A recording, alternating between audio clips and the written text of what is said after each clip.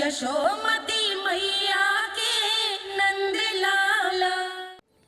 बोलो श्री नारायण भगवान की जय।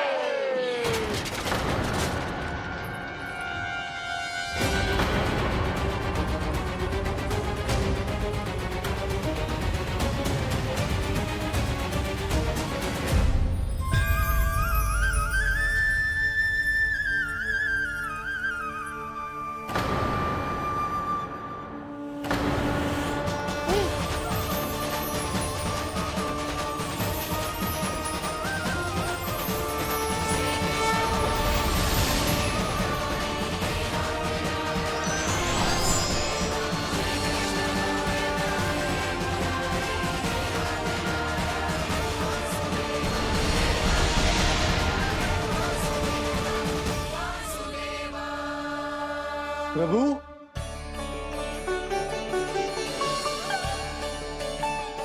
प्रभु, मैंने आपके अवतार को हानि पहुंचाने का प्रयास किया, फिर भी आपने मुझे दर्शन दिया। देने ही पड़े। तुम्हें मेरे चरणों का स्पर्श जो मिल गया,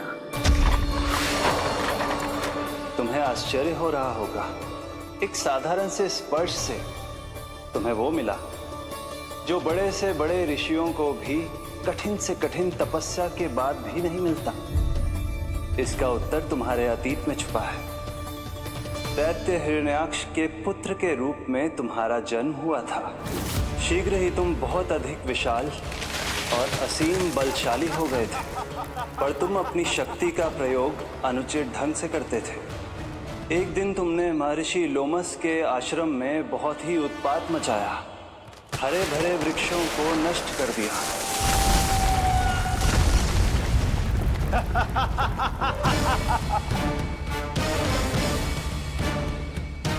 देख क्या रहे हो ऋषिवर? ये विशाल वृक्ष भी मेरे इस विराट तन के आगे कुछ भी नहीं है। जिसे स्वयं अर्जित तक नहीं किया, उस तन पर इतना अभिमान। तो सुन ले, जिनसे तेरा तन बना है, उन्हीं पंच तत्वों में इसी क्षण ये विलीन हो जाएगा। ये मेरा श्राप है तुझे, मेरा श्राप है तुझे।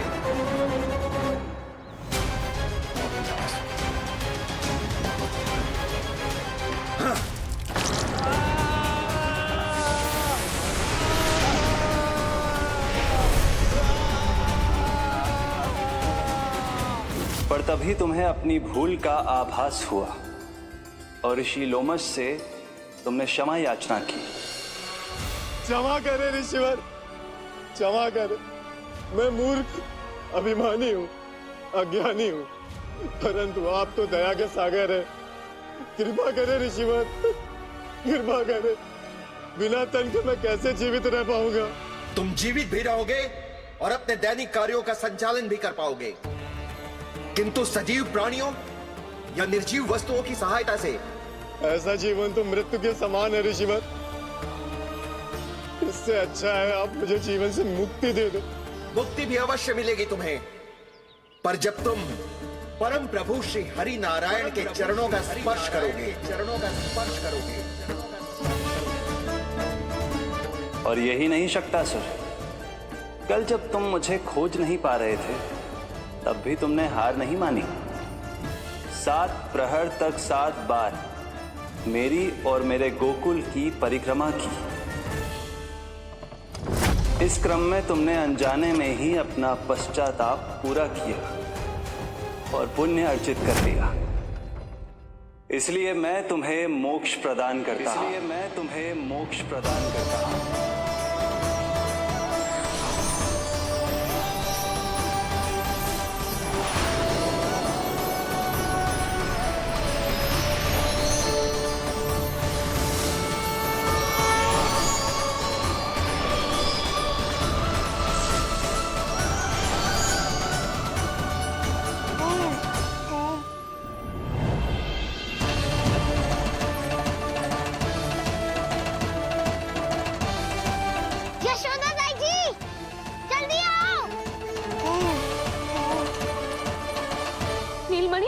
मेरा लल्ला।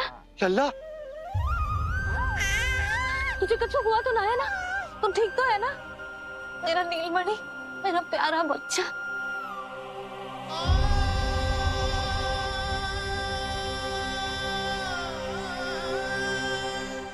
भोला, बंसी, ये सब क्या है?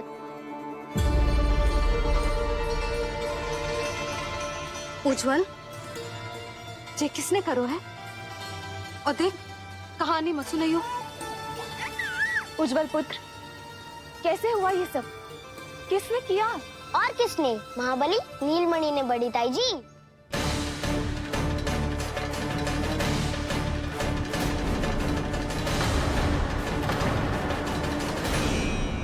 जी क्या बोल रहे हो? सच्ची सच्ची बता। लो, फिर फंस गया उज्जवल। मैं सच्ची कह रहा हूँ। अचानक तीव्र वेग से वायु चली। फिर ऐसे लगो जैसे कोई भूकंप आ रहा है। और फिर जब मैंने देखा तो ये सकट अपने आप हिल रही थी, खड़खड़ खड़खड़ खड़खड़ खड़खड़। फिर मैंने साहस दिखाया और उस सकट को रोकने का प्रयास करो, पर सकट ना रुको। जे हिले ही जा रहा था, खड़खड़ खड़खड़ खड़खड़ खड़खड़ खड़खड़ खड़खड़। और फिर ऐसे ही हिलते हुए अचानक से आगे बढ़कर सीधा नीलमणि के ऊपर चला आए हो।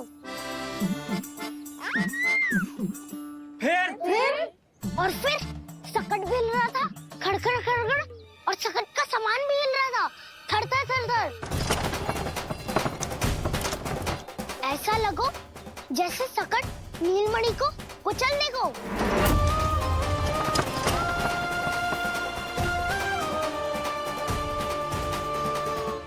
पर तभी जे जाग गए हो। इसने खींचकर अपने पाँव का प्रहार करो और चीख गया सकट आकाश पे।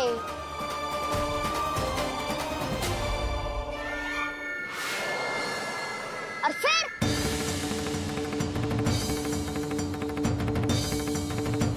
धड़ाम, सब भूमि पे गिरकर चकनाचूर।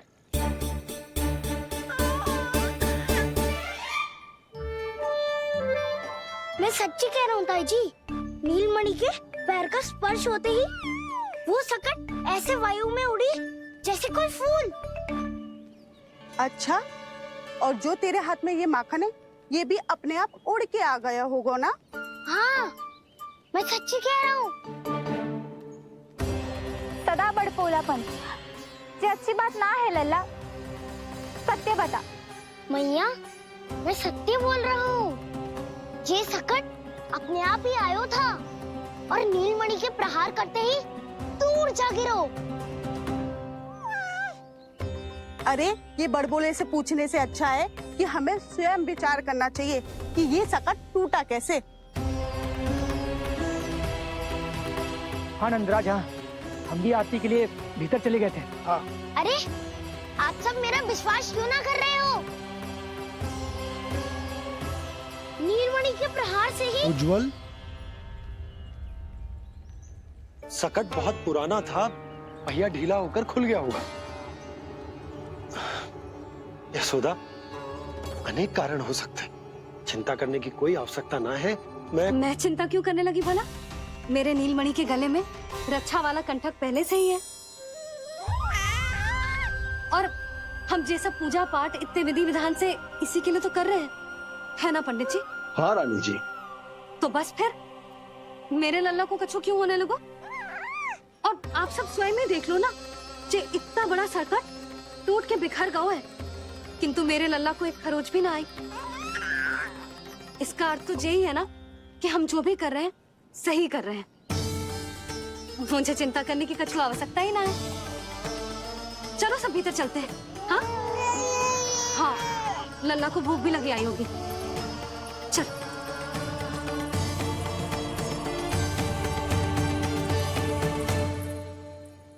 नंदराज जी, अब हमें भी आज्ञा दीजिए। प्रणाम पंडित जी। ध्यान कहाँ था तुम दोनों का? और अधिक सावधान रहने की आवश्यकता थी ना? क्षमा कीजिए नंदराज।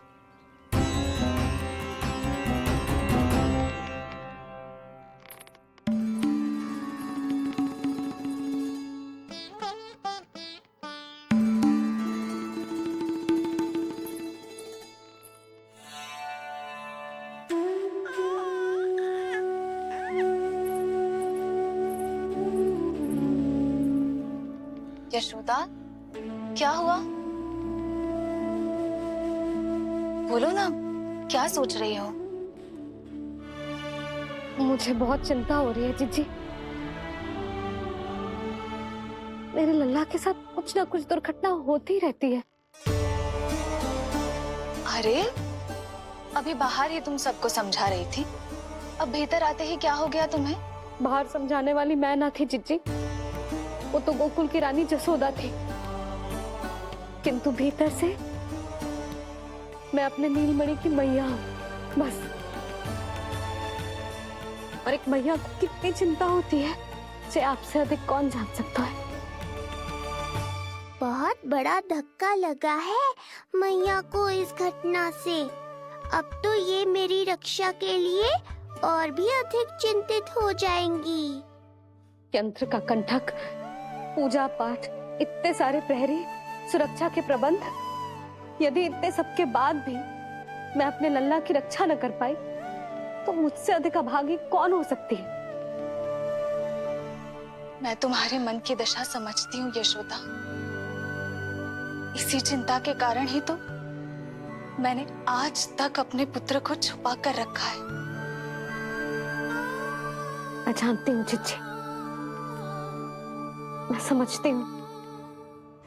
मैंने तो नीलमणि के लिए इतने सारे संस्कार भी करो है, पूजा पाठ की है, किंतु मैंने तो आज तक अपने पुत्र का एक भी संस्कार नहीं किया है।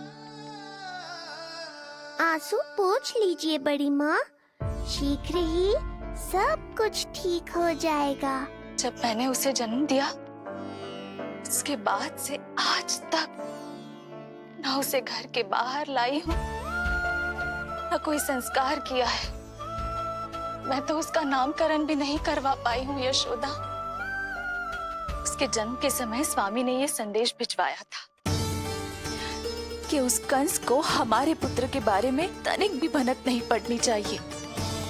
तब से आज तक भय के छाव में जीती आई हूँ कि वो कंस कहीं हमारे पुत्र को भी ना मार दे, जैसे देवकी के सारे संतानों को मार दिया है। ये आशंका कभी सत्य नहीं होगी बड़ी माँ, मैं हूँ ना।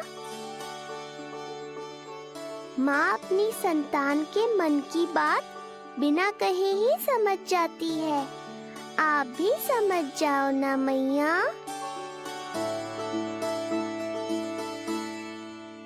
जीजी, हमें रोना ना चाहिए। हमें देख के लल्ला भी रो रहा है। मैया, आपकी सहायता की आवश्यकता है मुझे ऐसे क्यों लग रहा है जैसे लल्ला मुझसे कुछ कहना चाह रहा है। दाऊ को हम सबसे दूर कब तक रखेंगे बड़ी माँ? ये सोच रहे होगा कि अब तक आपने इसके दाऊ को छुपा के क्यों रखो है। मैं उनसे मिलना चाहता हूँ मैया। चिच्ची, कितना मन करता होगा ना इसका अपने दाऊ से मिलने का। और आपके लल्ला का भी तो मन करता होगा ना कि अपने छोटे भाई को मिले। कितनी बातें करते हैं हम दोनों की इनके सामने। हाँ यशोदा, मैं भी अपने पुत्र को नीलमणि के बारे में सब कुछ बताती हूँ। तो बस फिर हमें साथ साथ रखिए ना। मेरा आधा हिस्सा है वो, उनके बिना मैं अधूरा हूँ मैया। ये दोनों भाई एक दूसरे के बिना अधूरे हैं जीजी। हमें इन दोनों को साथ ही रखना चाहिए। आप ही सोचो, यदि नीलमणि की रक्षा होगी तो आपका लल्ला भी तो सुरक्षित रहेगा। तुम सच कह रही हो यशोदा। हमें इन दोनों को मिलाना चाहिए और साथ में ही रखना चाहिए, सुरक्षित। तब तो शीघ्र ही पंडित जी को बुलाकर हमें शुभ मुहूर्त निकलवाना चाहिए। शुभ मुहूर्त? हाँ, शुभ मुहूर्त। दोनों भाइयों के मिलन के साथ साथ उनका नामकरण संस्कार भी करवा देते। अब अपने दाऊ से मिलूंगा मैं।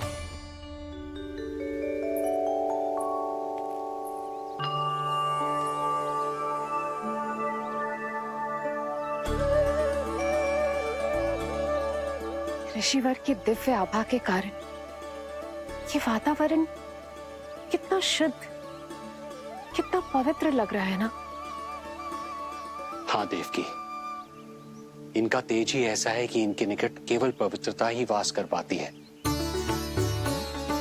किसी भी प्रकार की दुष्टता इनके पास जाने से पहले ही नष्ट हो जाती है।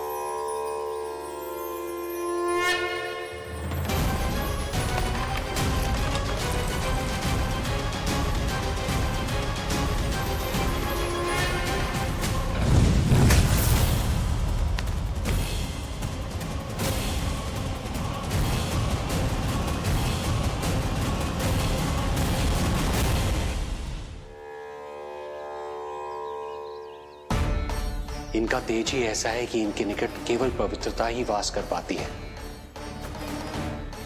किसी भी प्रकार की दुष्टता इनके पास जाने से पहले ही नष्ट हो जाती है।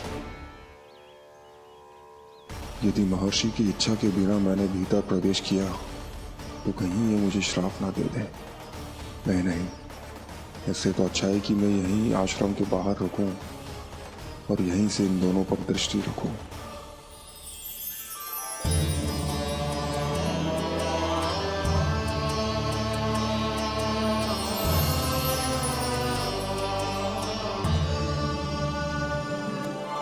आपके आने का आभास हो गया था राजन। गुरुदेव, जो संतानें हमने खो दी है उनका श्राद्ध करवाने की विनती लेकर हम आपके पास आए हैं।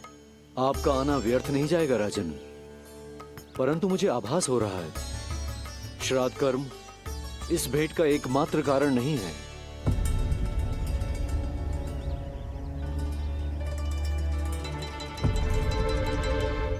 आपको उसकी या कंस की चिंता करने की कोई आवश्यकता नहीं है।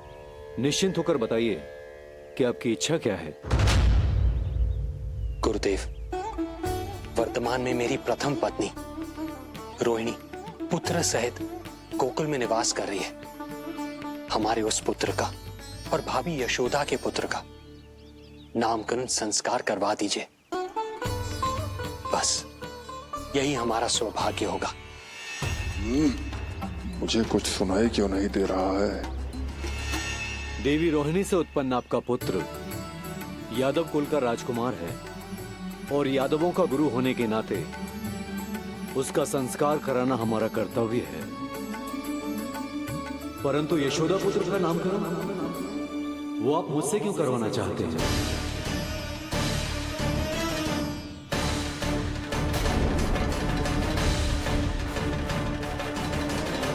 गुरुदेव, सत्य ये है कि रुक क्यों गई रानी देवकी? आपके मन में जो कुछ है कहिए। ये कैसी दुविधा में फंस गया मैं। यदि मैंने गुरुदेव को यशोदा पुत्र का सत्य बताया तो कंस को भी पता चल जाएगा, और यदि नहीं बताया तो कहीं ऐसा ना हो कि ऋषिवर ही बुरा मान जाए। लगता है आप दोनों की दुविधा मेरे अनुमान से भी बहुत बड़ी है। अपनी या अपने पुत्र की कुंडली लाए हैं राजन? जी गुरुदेव, अपनी कुंडली है मेरे पास। देवकी,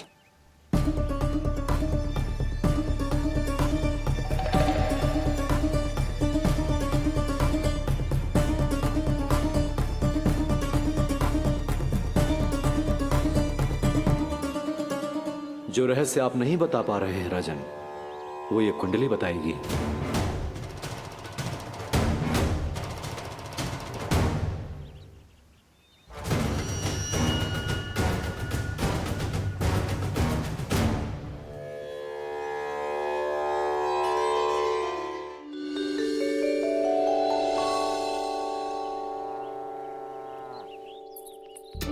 लल्ला बता कैसी है जगदा? मैया को हो क्या गया है आज? देख सही सही बताइयो।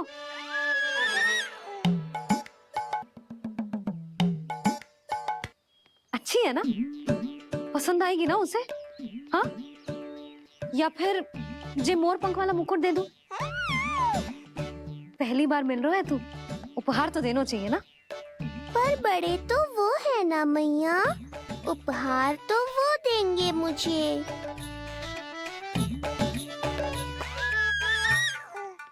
ना ना, मोर पंख वाला मुकुट तो मेरे लल्ला का है ना, जे ना दे सकते। तेरे जैसा कोई कंठा क्या चांदी वाला कड़ा दे दूं? हाँ? इस मिलन के लिए मुझसे अधिक उतावली तो मैया है।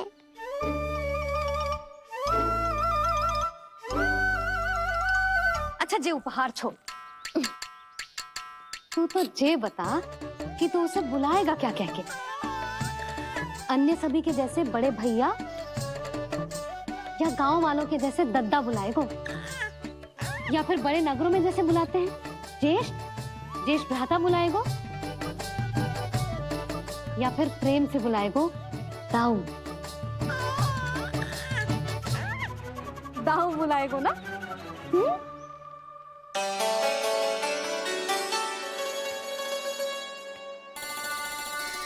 सुनो आपने, हमारे लल्ला ने निर्णय ले लियो, ये अपने भैया को दाऊ कहकर बुलाएगो। अरे वाह, लल्ला ने बोलना भले ही ना सीखो, परंतु तुम्हें बता दियो। और नहीं तो क्या, लल्ला कुछ कहे ना कहे माँ तो समझ जाती है ना लल्ला?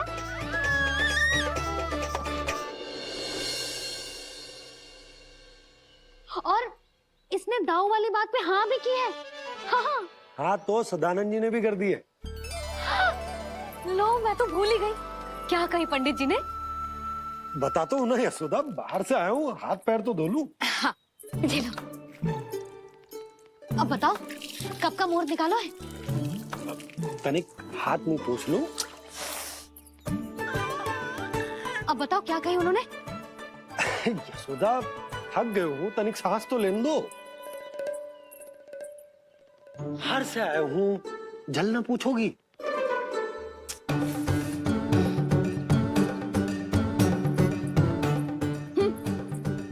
अब बता दो जी।